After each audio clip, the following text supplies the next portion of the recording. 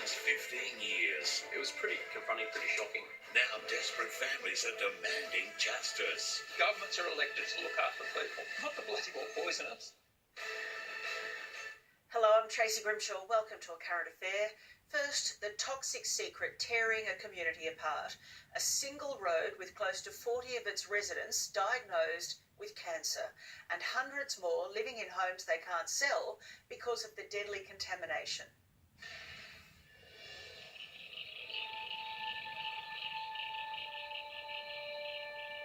We had to fight to get blood testing. They told us we didn't need blood testing. This is supposed to be a place where government looks after its people. Are we now paying mortgage on a property that's worth nothing? I think it's criminal negligence. It's the greatest country in the world. We shouldn't have people who are living in this country who are frightened.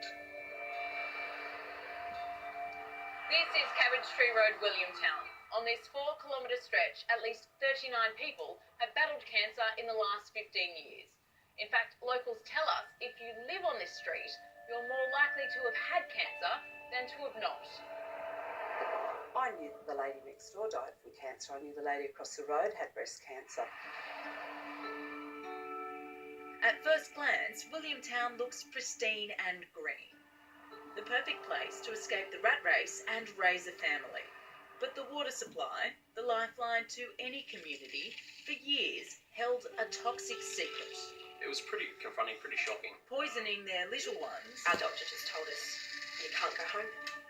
You can't go home. And forcing families to leave their homes, their properties now worthless. Our investment's worth nothing. The locals call it the Red Zone. 650 properties within a 5-kilometre radius south of the RAAF base, just outside of Newcastle. For about 40 years, the RAAF used firefighting foam which leached into the nearby drains and waterways that connected the town's properties. In 2015, the Environmental Protection Agency, the EPA, told residents that the PFAS chemicals in the foam were toxic and therefore their water supply was contaminated. We're just here, and that drain there is what you can see out there. So the contamination that's been running off the base via this direction runs all the way down through here. And out into Fullerton Cove. Out into Fullerton Cove. Lindsay Clout has lived and worked at Fullerton Cove for almost 25 years on the edge of Williamtown's Red Zone. He says initially a community meeting was held and guidelines for residents were issued. They were advised not to use the bore water connected to all of their properties and avoid eating homegrown veggies, eggs, dairy and livestock. The RAAF provided bottled water for those homes who needed it. It was a known contaminant. We knew how it got off the base. We knew who the polluter was. And there was some knowledge about cleaning the action up. So I thought this would be easy. But what they didn't realise back then, the damage had already been done. They found that I had what they thought was a radial scar.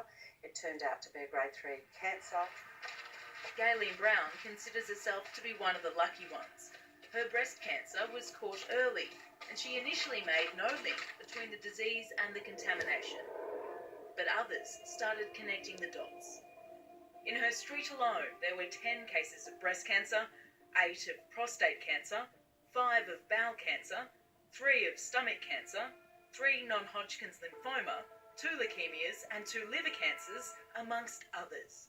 And there's not actually a lot of properties in this street. Every single person, on this street who doesn't have cancer is now worried that they're going to get it. Did speak about that. Des Maslin has a property 500 metres down the road from Gayleen. In recent times, he's had dozens of skin cancers cut out, but that doesn't faze him too much.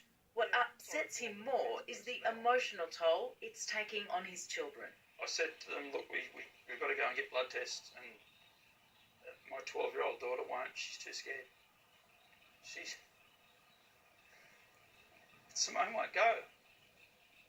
She's that petrified to find out she's got something that's going to kill her in a blood system. She won't go to the doctors. Sorry. It's just... What kind of response have you guys had from defence, from government? There's no help from federal government. There's no help from the state government, and there's no help even from our own local government. It stinks. It absolutely stinks. The locals say the only medical assistance they are currently being offered are blood tests that measure the PFAS levels in their blood. PFAS chemicals are suspected carcinogens.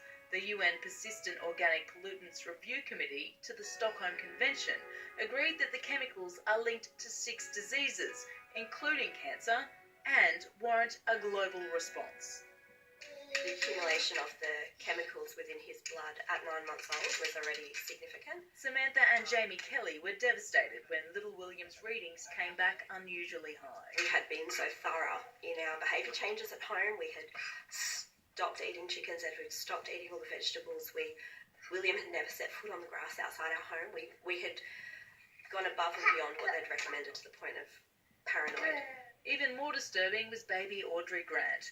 She was tested just minutes after she was born. We were shocked by the results. So she had accrued a contamination level which was above the average for children in the 2 to 6 year old age groups. Mark and Karen Grant had also meticulously followed the EPA's guidelines throughout Karen's pregnancy.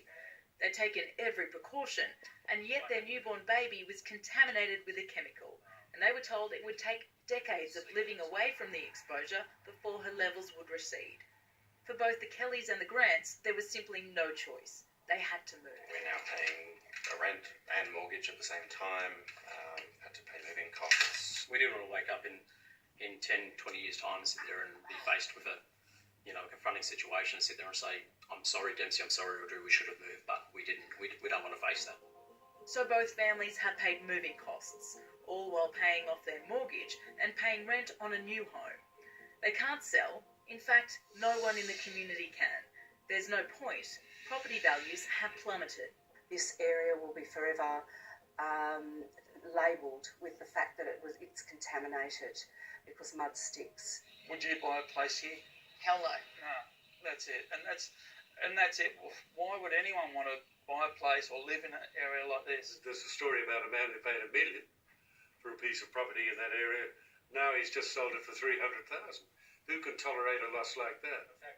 Legendary broadcaster John Laws has been campaigning for the residents on his radio show.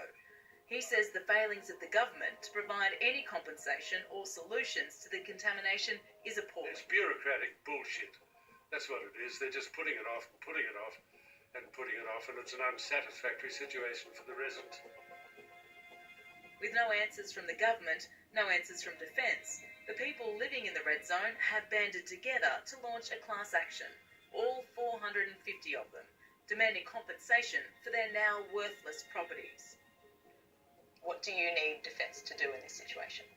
We want to be able to get people out of the area, the people that are trapped, the young families that have children with high blood levels and who are trapped because their properties are worthless and they can't sell them.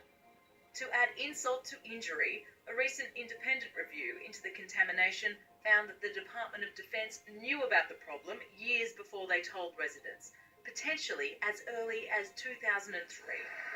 At the same time, a similar class action has been launched by residents living around the Oakey Defence Base in Queensland, and a similar contamination has surfaced around an Air Force base near Katherine in the Northern Territory. They're telling us that they probably won't know the answers until 2020.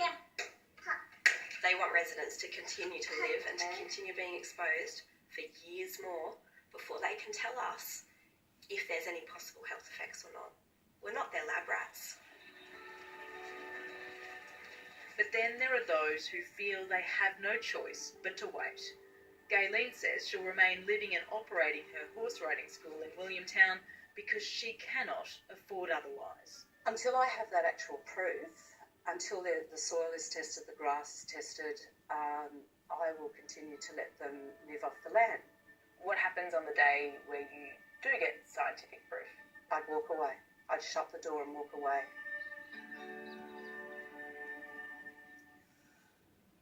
Makes your blood boil, doesn't it? You can read the full statement from the federal government on our website. Gary Knowles knows he's lucky to be alive.